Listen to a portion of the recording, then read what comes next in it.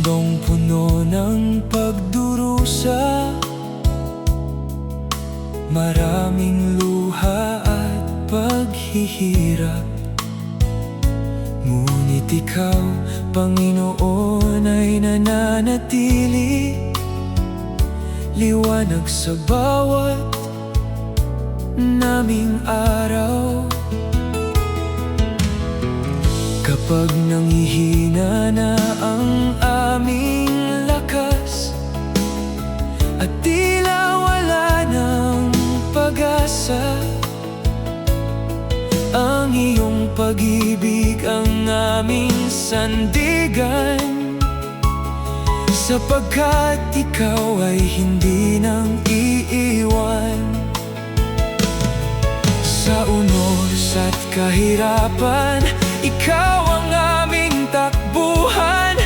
Ang iyong mga pangako mananatiling tapat kailanman.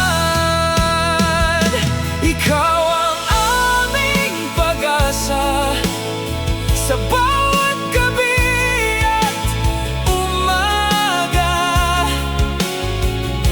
Ikaw ang lakas ng aming buhay, Panginoon.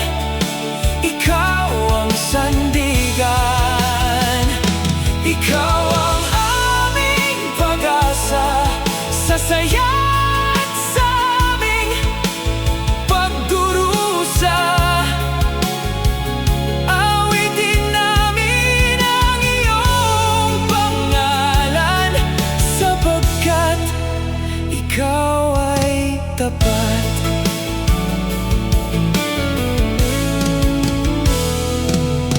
Sa aming paglalakbay sa buhay, maraming pagsubok ang dumarating. Ngunit sa pamamagitan ng iyong biyaya, patuloy kaming nakakatayo. Ang iyong pag-ibig ay walang hanggan, higit pa sa aming mga takot. Kaya iniaalay na